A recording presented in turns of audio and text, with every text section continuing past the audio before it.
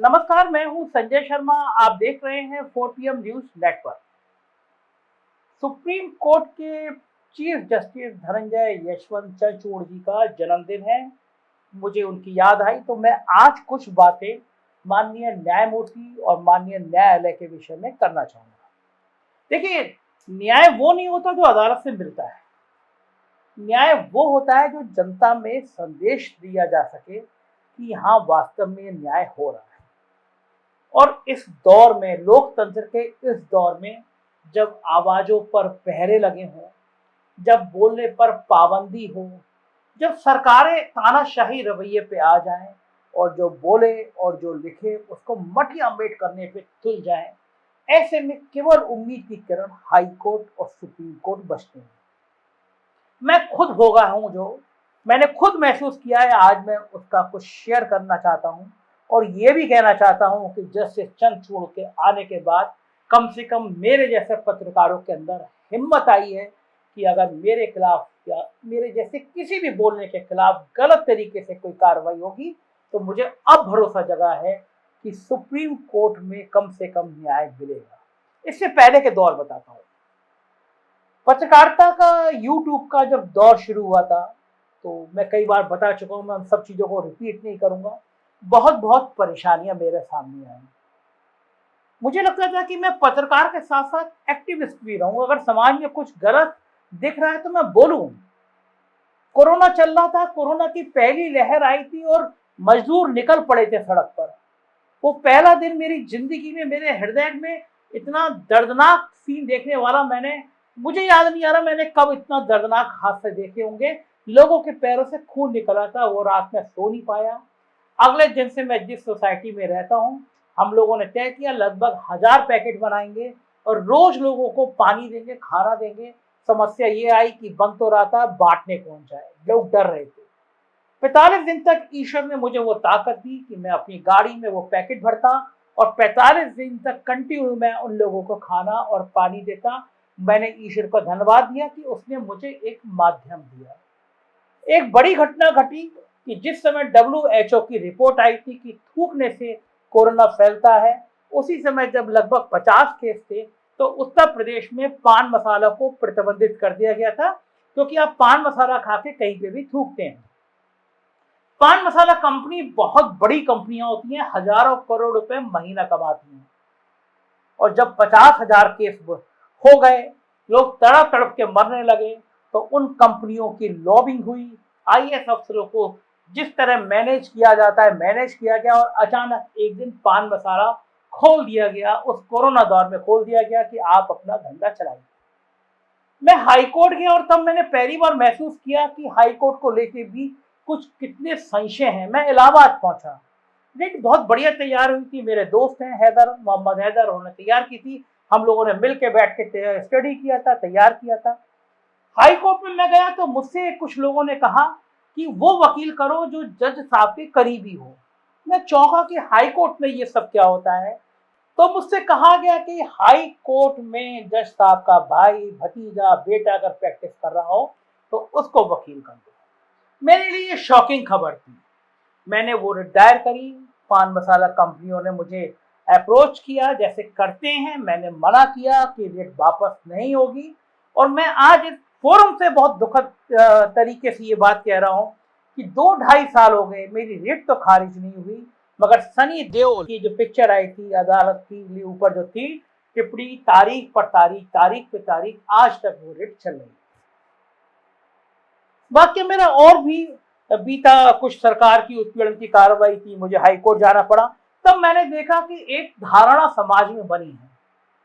धारणा समाज में ये बनी है कि जो माननीय जज होते हैं, माननीय न्यायमूर्ति जी होते हैं, ये सरकार के खिलाफ आमतौर पर फैसले नहीं देते, क्योंकि इनको लगता है कि रिटायर होने के बाद ये किसी आयोग के अध्यक्ष बन जाएंगे। जिस आयोग के अध्यक्ष बनेंगे उसका काम भले 3 महीने को दिया जाए, लेकिन वो साल, 2 साल, 3 साल तक वो जांच होती रहती है। उनको बड़ी सैलरी मिलती है, सुविधाएं मिलती हैं। केवल हाई कोर्ट तक नहीं था, पूरा देश उस समय अचंभित रह गया था जब सुप्रीम कोर्ट के कुछ जजों ने प्रेस कॉन्फ्रेंस की थी और उसके बाद एक जज साहब, सुप्रीम कोर्ट के चीफ जस्टिस, रिटायर होने से पहले कुछ चर्चित फैसले देते हैं और उसके बाद राज्यसभा का सदस्य बन जाते हैं। उससे पहले उनके ऊपर कुछ सेक्सुअल हेरेसमेंट के आरोप लगते हैं और ये तमाम चीजें इस देश के न्याय के सबसे बड़े मंदिर पे सवाल खड़े करती हैं और लोग कहते हैं कि अब इस देश में सुप्रीम कोर्ट से भी न्याय की उम्मीदें टूट गई हैं। तमाम ऐसे फैसले हैं जिनसे सुप्रीम कोर्ट एक नजीर साबित कर सकता था, लेकिन सुप्रीम कोर्ट के फैसलों से लोगों को निराशा हुई और मेरे जैसे पत्रकारों को भी निराशा हुई, क्योंकि मैं खुद मानने लगा कि जब सरकार उत्पीड़न करेगी तो इस मुल्क में अब कुछ बचा नहीं है और मेरे कई साथी इस देश को छोड़कर जाने की बात करने लगे। मगर कहते हैं कि तपते रेगिस्तान में भी कभी कभी ठंडी हवाओं के झोंके आते हैं। चंद्रचूड़ साहब का शायद सुप्रीम कोर्ट के चीफ जस्टिस बनना ऐसा ही एक ठंडा झोंका है, क्योंकि पूरा देश उन पे भरोसा करता है। ये बहुत बड़ी बात होती है कि सुप्रीम कोर्ट का चीफ जस्टिस एक आदमी बनता है और इससे पहले लंबे समय तक जब जिस सुप्रीम कोर्ट पे लोग शंका की दृष्टि से सवाल खड़े कर रहे हैं, उस दौर में चंद्रचूड़ को लेकर आम आदमी भी कहता है कि कम से कम चंद्रचूड़ ऐसे हैं जो न्याय के मामले में, जो लोकतंत्र के मामले में कभी भी झुकेंगे नहीं, डरेंगे नहीं, दबेंगे नहीं।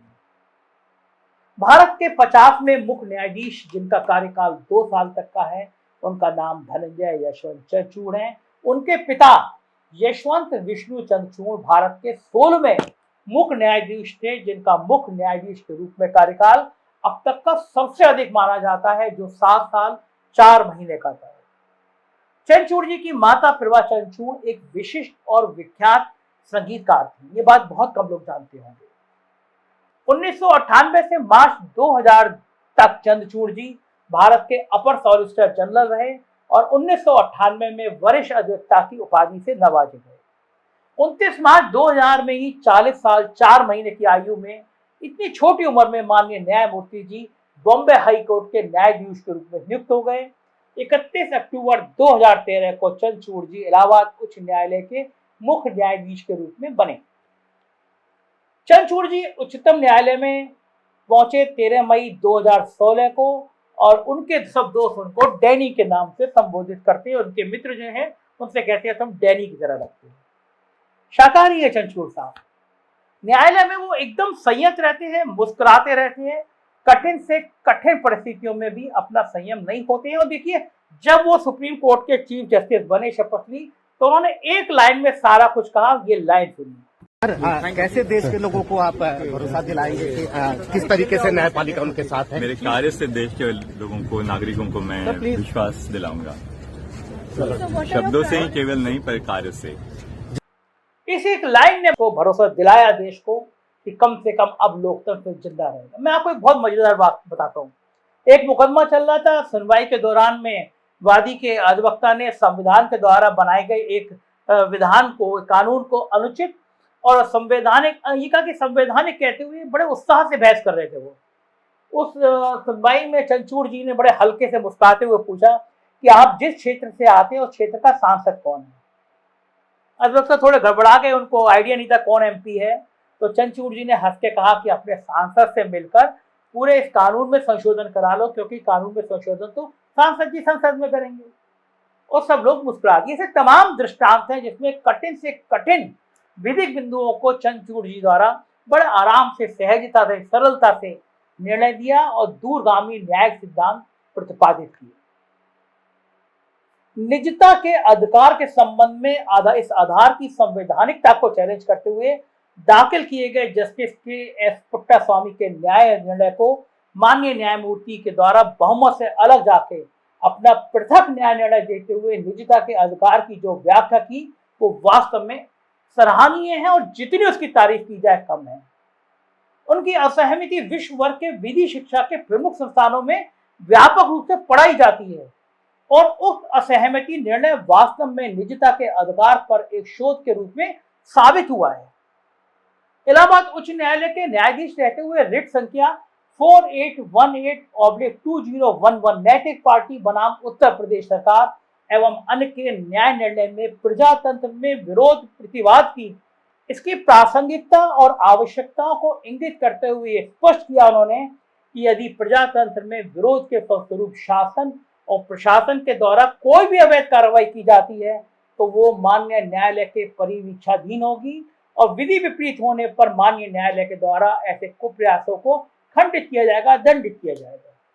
2000 में कोविड चल रहा था। कोविड लॉकडाउन के दौरान उन्होंने स्वतः संज्ञान लेकर एक जनहित याचिका में नागरिकों के अभिव्यक्ति के अधिकार पर कुछ राज्य सरकार के द्वारा रोक लगाए जाने पर माननीय न्यायमूर्ति के द्वारा उक्त राज्य सरकारों को कड़ी चेतावनी दी। चंद्रचूड़ जी ने कहा संभव नहीं है कि आप किसी के आदमी के बोलने के अधिकार को बंद कर देंगे।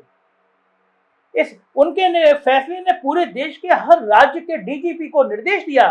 उन्होंने निर्देश दिया कि कोई भी व्यक्ति यदि सोशल मीडिया के माध्यम से कोविड उपचार में लापरवाही के फलस्वरूप राज्य सरकार की आलोचना करता है और राज्य सरकार तथा अन्य बाकी लोगों का ध्यान आकर्षण करता है, तो उस परिस्थिति में उक्त व्यक्ति के विरुद्ध एफआईआर दर्ज करके उसका अभियोजन किया जाता है, तो ये माननीय उच्च न्यायालय की अवमानना की श्रेणी में माना जाएगा और ऐसे लोगों के विरुद्ध दंडात्मक कार्रवाई की जाएगी।